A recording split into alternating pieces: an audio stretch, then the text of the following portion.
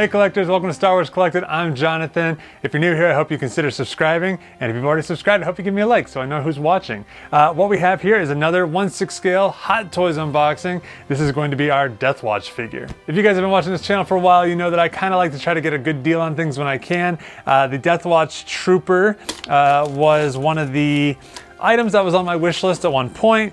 Didn't quite pull the trigger on it though. And much like the armor that I unboxed the other day and the Lando Skiff Trooper or Skiff Disguise costume from Sideshow, you know, kind of waited a little bit and ended up with a really good deal. So that's what happened here too. And you know, I didn't save a ton off on this, but you know, anytime on a hot toy, if you can save, you know, 20% or even, you know, 10% or something like that, especially if you figure if you're buying from Sideshow, there's tax and there's shipping and things like that involved. So I was pleased to pick this up for a little bit less than MSRP. You know, you do that enough times and before you know it, you got an extra figure in your collection than you would have if you had just bought it straight from the gate. Now, there's always a little bit of risk involved with that too, because sometimes the figure you want, it comes out and it never goes down in price. But sometimes you can just sort of tell what's going to maybe stay less expensive and also what's going to climb.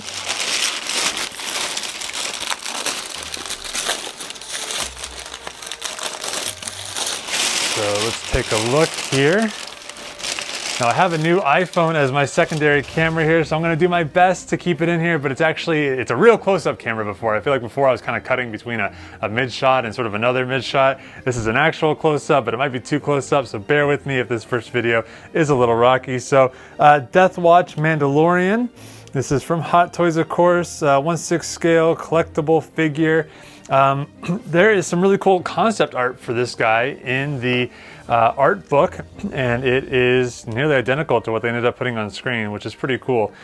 So this little band we see across the bottom here, this has been very common on the Mandalorian Hot Toy figures. It's not something I've seen on a lot of my other pieces. And on the back, we kind of have the standard stuff that we're kind of used to, you know, Death Watch Mandalorian, all those things.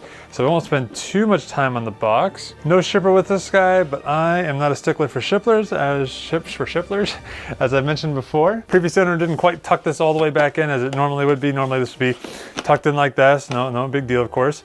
We've got another piece of art on here. Looking very cool. So Death Watch is kind of cool. Death Watch, you know, of course we saw in the Clone Wars, and then for it to come back in the Mandalorian, we're kind of seeing it in a different light. Interesting to see them, you know, transverse multiple things. You know, for a pre-owned figure, this box is in pretty good shape.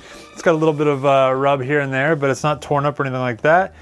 So we've got our full figure here. Of course, we've got this kind of glossy piece on top here. Let me get rid of that because I know that kind of puts some glare on it. As I'm recording this, we are just a few days away from the conclusion of Book of Boba Fett, and we of course got the last two episodes were a little bit like Mandalorian season 2.5, and we got to see, you know, the clan that Din Djarin belongs to, the Children of the Watch, as Bo-Katan called them. So this is somewhat well timed with that. We've got a couple of loose bags here that I'm sure were holding things before. We've got a series of hands around the outside edge here. Of course, we've got some extra wrist joints here, some more hands. We have an extra piece of armor here. So maybe, looks like maybe a duplicate of one of these. I don't know, that's actually a little bit smaller. So I'm not quite sure why we have two of those.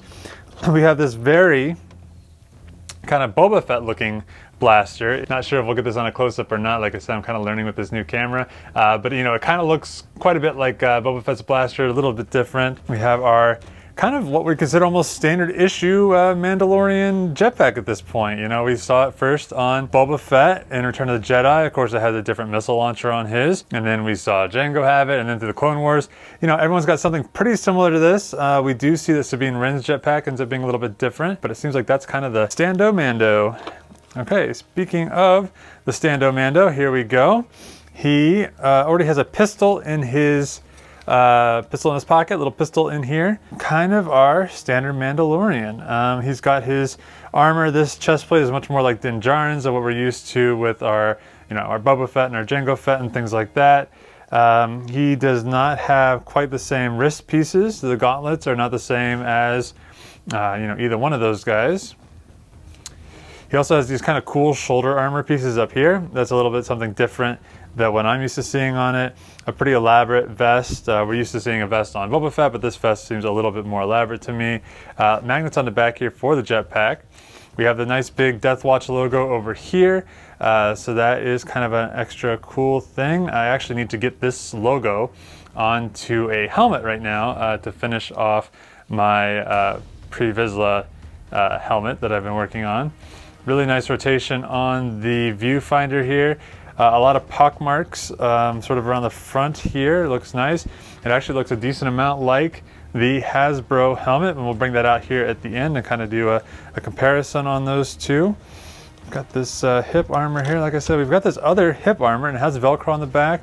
So I don't know if you're supposed to be able to swap out this guy over here, but I like that this has the same sort of continuing pattern down here. You know, I always try to think if I was going to be a Mandalorian, not necessarily in real life, but like a Mando Merc, what would my color palette be? Because, you know, I've seen them at Star Wars Celebration, and some of them look amazing, some of them kind of look costumey, and some of that's because of the color choices that they're making. And Star Wars, of course, always seems to like figure out a way to make it look the most legit. So like this sort of light blue and gray color palette, not unlike the color palette that we saw for Jango Fett, even though this really looks completely different. They're kind of reversed. You know, this looks very authentically Star Wars. Boba Fett, of course, does. Din Djarin, of course, does. You know, sometimes I'll see ones that are just, you know, too bright red, or there's like neon green or something like that. And that just doesn't quite strike me as authentic, as cool as their costumes might still be. Let's see, as we go in here a little bit deeper, more Mando standos.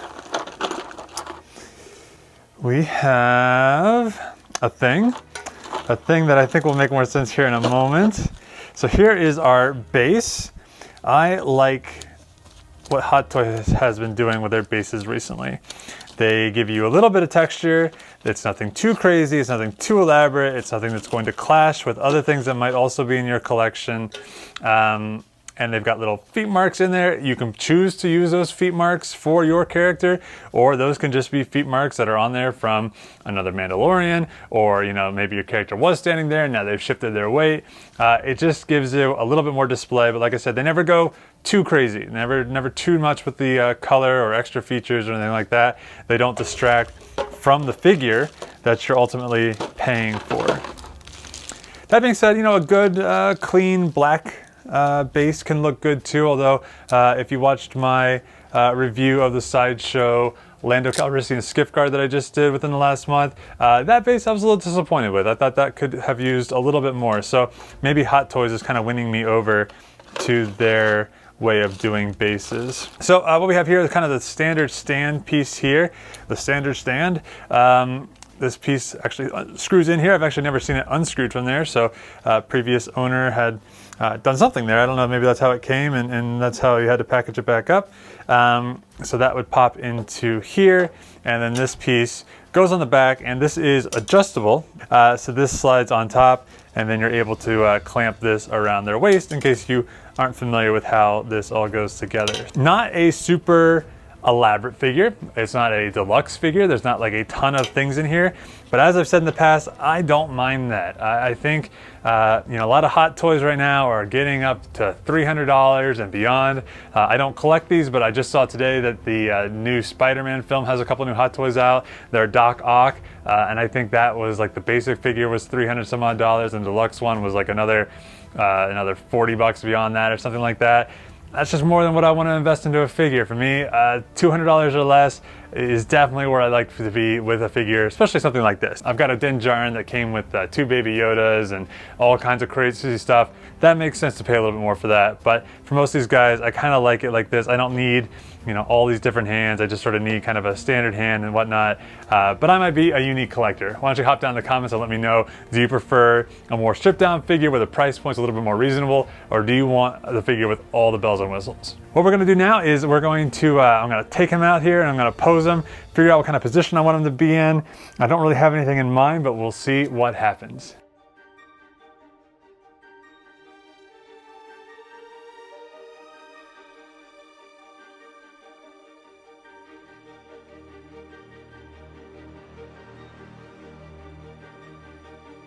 All right, collector, we've got them all posed up here. Let me go ahead and get rid of some of these extra pieces that I won't be using. I don't know, what do you think? Maybe we should throw the armor piece like at the ground? I experiment with that sometimes. I throw like a helmet at the ground or something like that, and it always just sort of ends up looking like an extra piece, more so than I mean it to. If you guys have any extra tips for things like that, I'd love to hear it. So here's what we ended up doing. When I think of this character in The Mandalorian, or what this character is meant to represent in The Mandalorian, I think of the Death Watch soldier coming down from the sky to save a young Din Djarin. You know, he blows up the super battle droid. So that's kind of how I pictured him. So I wanted to kind of capture that moment the best I could. So we used the jetpack, we used the sort of slinky extension type thing. I tried to best I could kind of hide it behind his leg. I wanted the Death Watch symbol to be showing and to be visible as much as possible. I did a little bit of rotation with his his waist and his legs. I feel like I'm not the best poser, and there are some people out there who just, you know, they post their images on a lot of the Facebook groups that I belong to. Maybe you found my video through one of those, and they just do amazing stuff. I think they're so talented. But I've been trying to just engage each of the joints a little bit more. You know, move the waist, move the hips, move the arms up a little bit more, get a little more bend to the ankles. I think that's kind of one of the things that they do that's a little bit different than just sort of the museum pose. There's a time and place for museum pose, but this is what I wanted to do today. So I also put his viewfinder down, something I have not done on any of my other Mandalorian figures, but I feel like it makes sense for his character to kind of have that down there. And I love the detail of things like on his boots. He has a little bit of the soil and things like that. So with the footprints being there, you know, maybe he's coming down, maybe he's already landed and now he's coming back up. But I felt like this was kind of a cool, fun, and dynamic pose. So, you know, overall, I would say this is, you know, a good representation of the figure. Obviously, there's a lot of quality going on here. This is definitely not a must-have, I would say, for most collections. I don't think anyone's going to be like, bro, you've got a nice collection here, but where is your Death Watch Hot Toys figure? But like I said, it was one that I kind of liked. And sometimes, you know, I like those background figures. I like the ones that are just sort of a representation of an idea, not more so than just an actual character. So when I, you know, had them on my list, but then I saw an opportunity to pick them up for less than the retail price, I decided that that was a sign from the Star Wars gods that he should be added to my Mando cabinet. So overall, great figure. I don't know if I would choose him over maybe another one that's on your wish list, especially if there's one that's a character which maybe you can't get a helmet of, or a one-to-one replica lightsaber of, or something like that. What I want to do real quick though before we wrap up, I'm going to grab my Black Series Death Watch helmet and we're going to compare the two next to each other. All right, so here's the two items next to one another. You may have seen my review on this Black Series Death Watch helmet in the past. If not, you can see it on my channel, or I put a little bug up here and you can check it out there. In general, when Death Watch came out, some people were like, that's not really quite the same color, the right colors, because they've seen the Clone Wars. In Clone Wars, it's much more of an aqua color or something like that. And this is, you know, color-wise, these are quite similar to one another. I would say this is maybe slightly more turquoise. There might be just a little bit more green in it than what this one has. But overall, they are very similar. The Hot Toys one, and I could be wrong, it could be my lighting here, it almost looks like the top of the dome is a slightly different color than the back, which is not uncommon at all in Mandalorian helmets. I would say that if that's supposed to be the case, the Hasbro one did not do that. They both have done a really good job at adding a lot of weathering and texture over top of these domes, and really matching what we saw in the Mandalorian. I'm just going through the individual details here. And, you know, it's just impressive that they both look good. I mean, you know, the Hasbro one, you can get a really quality helmet for about $100, and I feel like that's such a good value. And then this, you know, Hot Toys one, they're giving you something which, quite honestly, probably has even more accurate detail and is 1/6 the size. And of course with that, you know, it costs more than this does, but you get an entire figure with it for that extra money. So just cool to see them side by side. I've been really loving people who have been displaying you know, their 1/6 scale figures with their 1-to-1 size props. I think that looks super cool. Maybe someday I'll rearrange my collection to be like that. But right now, I'm just really enjoying having them both in here. Guys, if you enjoyed this video, please give me a like. If you like videos like this, 1/6 scale, 1-to-1 props, things like that, please consider subscribing. We're a really fast growing channel. We're having a lot of fun here. Also, make sure you check us out on Instagram. I'm constantly interacting with you guys on there as well. Just thanks for tuning in, and we'll see you on the next one.